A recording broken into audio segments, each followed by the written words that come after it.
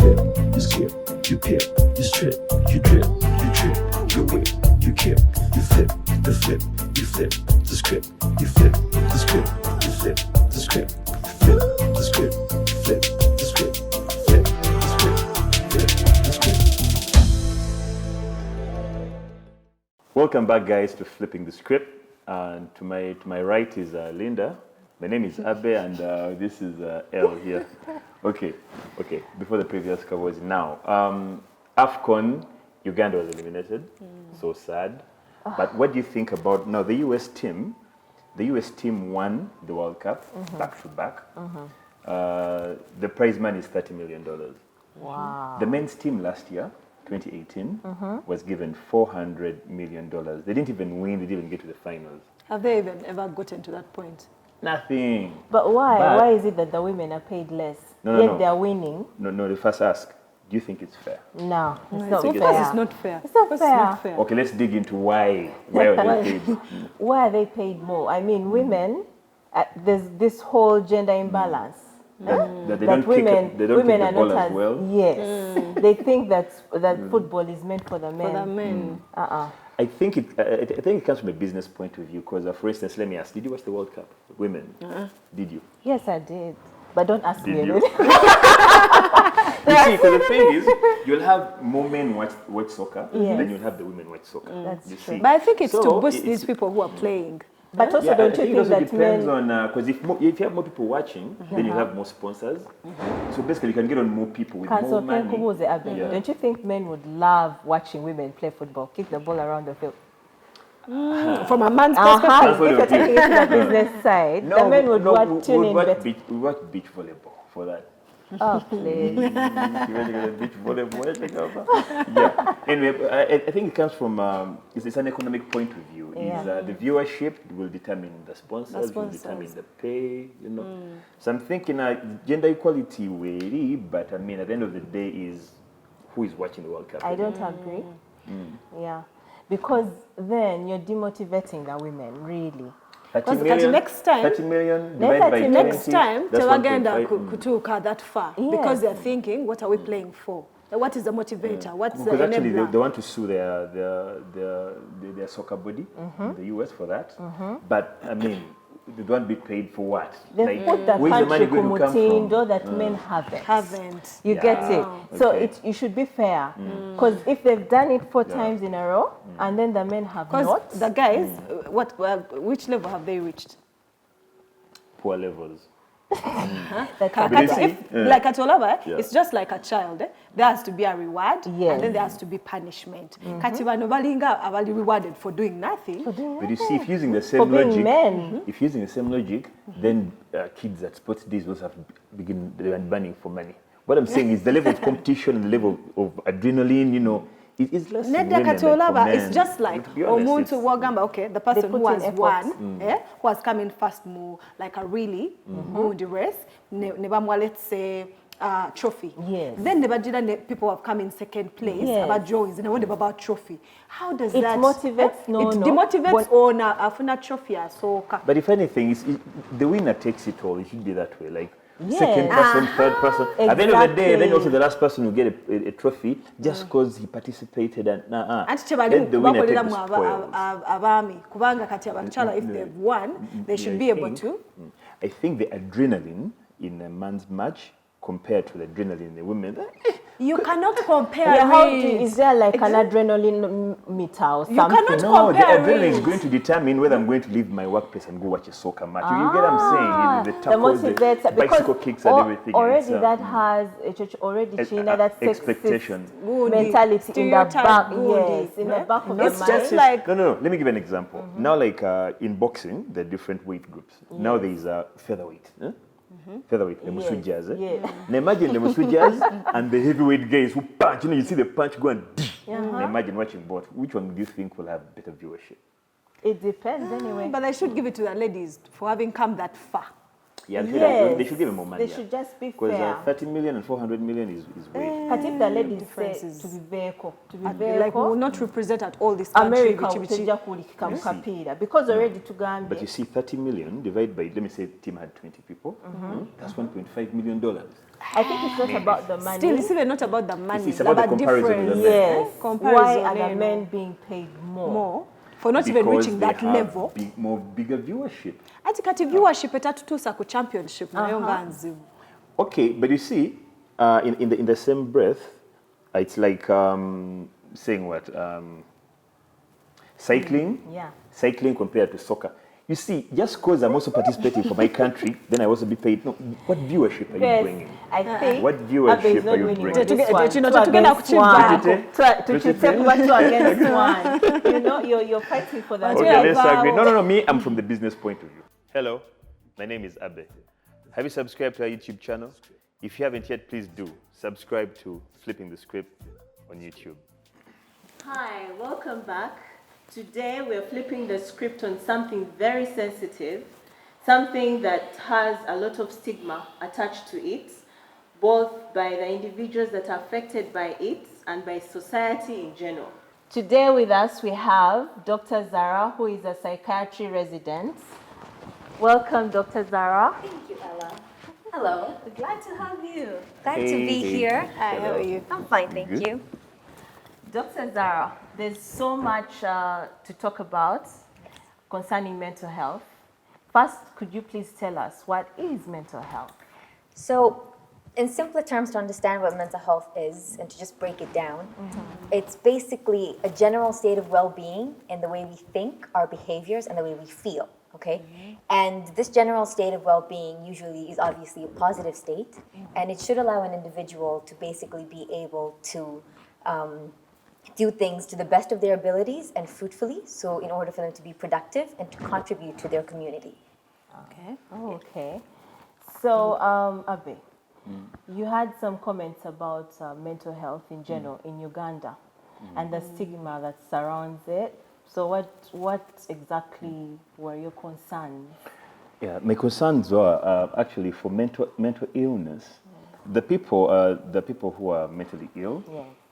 Mentally ill sounds weird because there's some conditions where you can't say ill. But anyway, the people suffering from mental illness, they have the stigma because they'll be, Kind of isolated at the workplace, at Yes. home. If they're young, at school, they'll be teased. So everyone keeps everything to themselves. And by the time we get to know what's really happening is people have gone like a whole distance into the illness. Yeah. So the whole idea is to make sure the stigma is got rid of, and then people can seek treatment. They don't know there's treatment. We find that sometimes people are not even given the opportunity to seek for jobs that they desire to do just because they are labeled as mentally ill. Yet there's so many mental illnesses or disorders are quite many. So could you expound on that? The types of mental illnesses, Okay. mental disorders. So what I like to differentiate first is the difference between mental health and mental illness. And we already talked about mental health, but people associate mental health as mental illness. And that's why there's this stigma, there's this taboo about talking about how you feel or what you've been thinking about, even if you don't really meet the criteria for a diagnosis Yeah. of a mental illness. It's not a habit for us to say, oh, Ella, I haven't been feeling well for the past 2 days maybe. I just feel a little down. I need some time to myself, because you're afraid, oh my God, what if they label me as depressed or I'm losing my mind or that type of thing. So with mental illnesses, we categorize them in different categories, but at the end of the day, what they have in common is that they impair someone's productivity. So they impair someone's functioning in everyday life. So for children, it'll be academics usually, and for adults, it'll be going to work and other social responsibilities and that type of thing.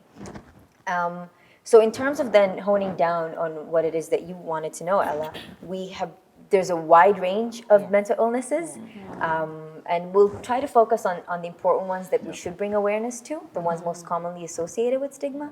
But we have everything from what we call neurodevelopmental disorders. These are basically disorders that occur during the development development of the period. child. So from like birth or before birth to 18 years. That's, the growth period when human beings develop, yes?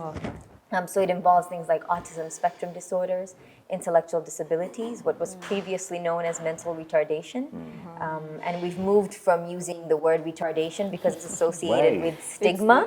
Stigma. It's, You retard. Yes, exactly. It's a derogatory term. derogatory, Yes, so we've made a few advances in moving from these derogatory type of terms. We also have learning disabilities such as dyslexia.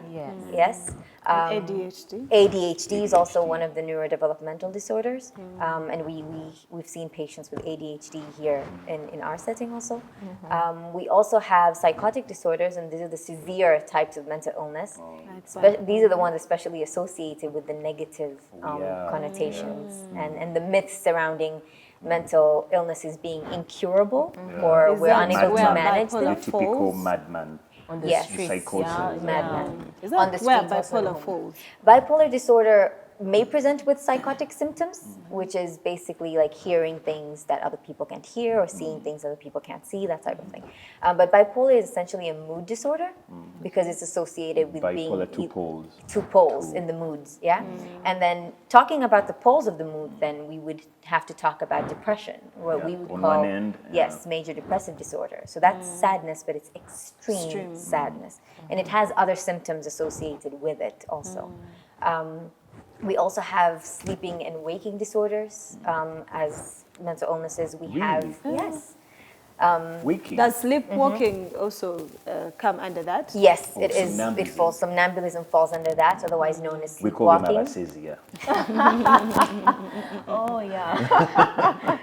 So mental illness and mental disorders. I'm going to take you back to the sleeping disorders, sleeping and waking. Yes. Could you explain more about it? It was quite interesting. Other was talking about Like dancing. But now the waking, like someone has difficulty waking up.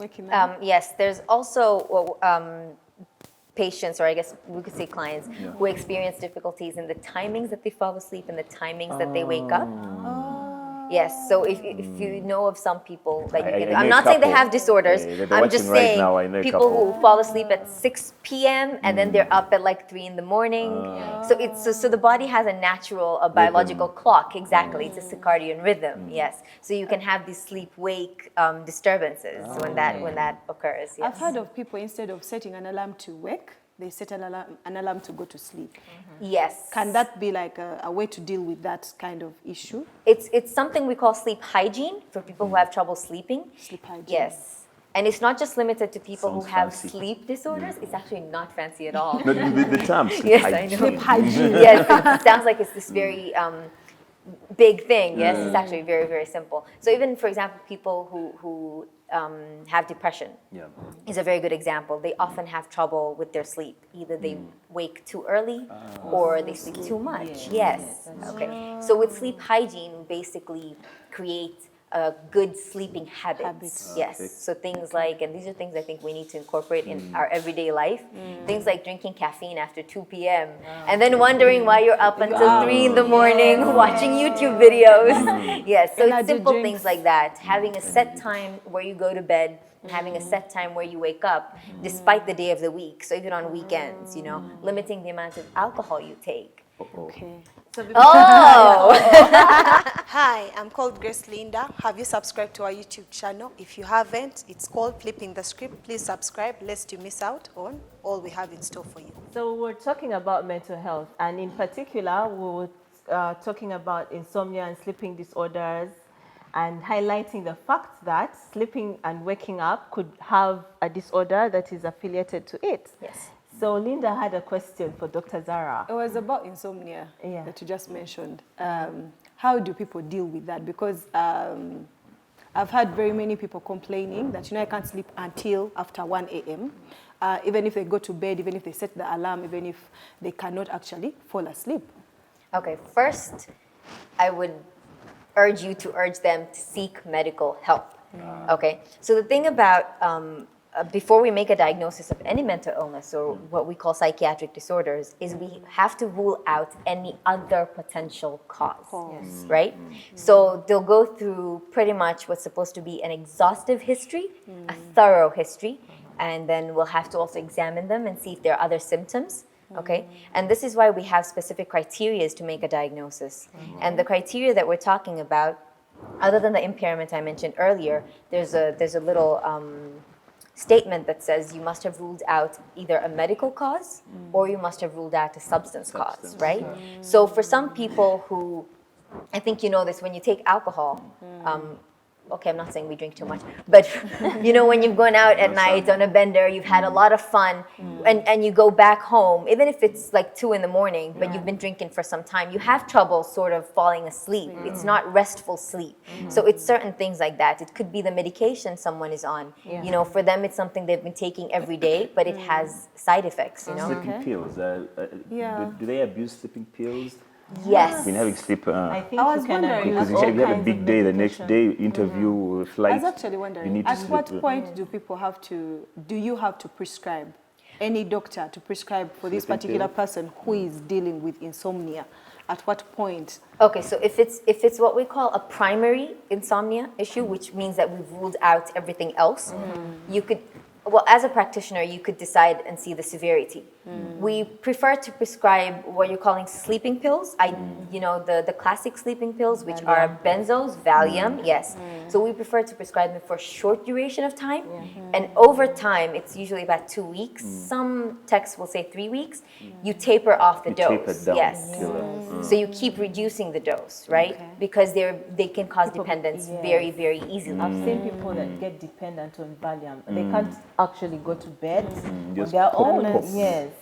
We have a number of them that we've seen. It's not as prominent as an alcohol use disorder, which is what I wanted to go into next. But we have seen a few clients, very interesting. We have seen a few clients who do abuse Valium. So they can take up to 50 pills a day. Wow. And you know, what happens is there's dependence. The dependence is over time you need a higher dose to Yes. achieve the Yes. same Yes. effect. Same Because the effect. body gets to, So used to This that. is a good crowd. I don't have to explain much. Or mental health is You're our already thing. doing that Mental for health is me. our thing, yeah. But then, before you get to the alcohol that you mentioned, you're going to alcohol dependency. I wanted to take us back to dyslexia. Yes. Because an issue like dyslexia is not well known here in Uganda. They'll call it all kinds of things. You'll say, my child is stupid. Down. You know, they'll Yes. even speak down on them, which can also lead to depression, isolation. This child will grow up feeling isolated, feeling really down and low, and that can, in results, birth something completely different. And in So- Uganda, there is this thing of classification, like classes. You'll find like there is P2 red, P2 violet, P2 purple. That's even and kinder. then, Ours was harsh. A, B, C, A, D. B, C, So D. you know where it That's what we have. Yes. and so you see, this child grows up knowing, because before I didn't know, until I went to my child's school, and then I was like, okay, what does P2 purple, how did you classify from P1? How come they're going to P2 purple? From P1 red, why didn't they continue with P2 red? And then they were like, no, you see, her performance was all like this, bitchy. I was like, no, Yeah, this I is really, so really wrong. think we Because should- it just, like her motivation for school, Yes. her want for like being in class or association with other kids. Yeah. She was like, Mommy, my friends crossed over to the other class, Yes. and then I'm still stuck in this class. I was thinking, no, I had to go and speak to the head teacher. Yes. So and I say we collectively because we're parents, we're practitioners, we're teachers, you know, in one way or another. Where we tend to not go a step further is including each other.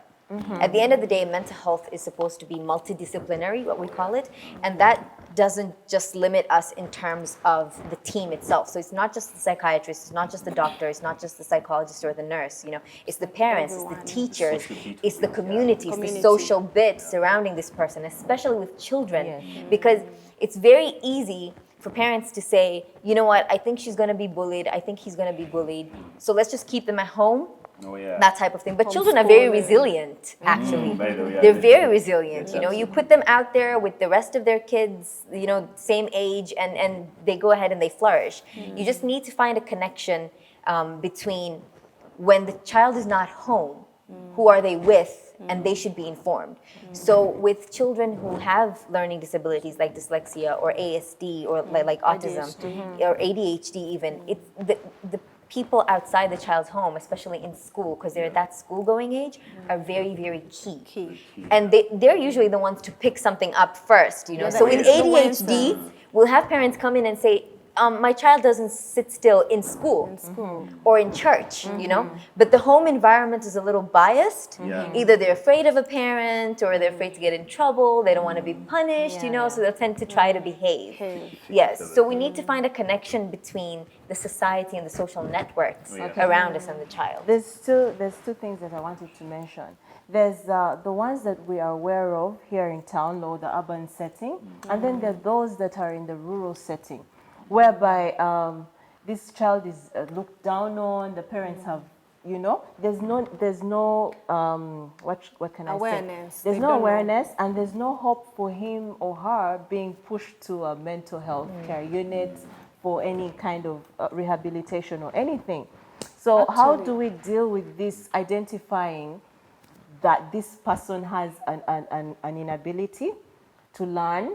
Because such people actually are the people that end up being like house helps, Yes. the people you get from, and even then you can identify it and say, Banangi, I keep telling this person this, I repeat myself, but you don't realize that this person could have been in this situation even because they cannot learn, they have no ability to grasp and keep that information inside their brains. I actually think that some of these people, once, if they cannot concentrate on the like academic route, they could actually be good at something else. Yes. Remember the video you shared, Elle, about Corey? Was it Corey? Yes. He was autistic actually, but then he went for, was it America's Got Talent. Yes, Then and he killed could it. play the piano, he could sing, oh my God, Yeah. his voice was beautiful. Yeah. But imagine if his mother had given up on him Yes. and was thinking, okay, academic-wise, you're not all that, so Yeah. what else can you do? Because I think we are so, our system, our education system here is bent on academic route. And that's nothing the second else. thing I was going to say, because once you identify now an autistic child, they are so gifted. They are Have you gifted noticed? at something. In other things, Yes. yes. They're They are always good, so extremely good gifted, at something. and they're very, very smart. You know, Yes. research has proved that they are actually very smart. So coming back to what you were both discussing, in terms of identifying, and especially in areas like rural areas, which unfortunately is the majority of our setting here, I'm glad you brought that up because it doesn't just limit us to the children, to the neurodevelopmental issues. It's everything mental health related, actually.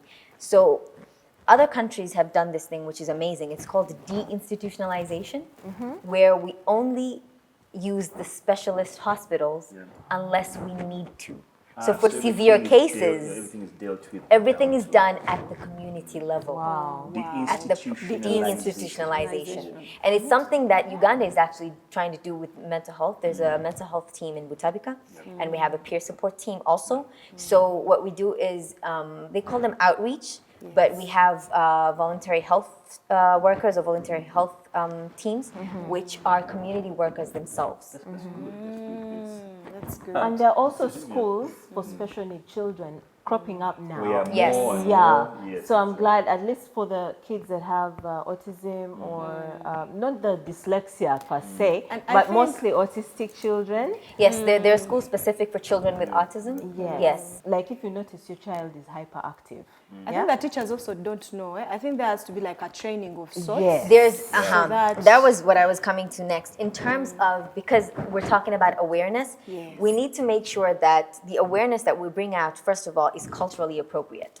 So when you go to a rural area and I start saying things like schizophrenia, they're like, what is this woman talking about? Exactly.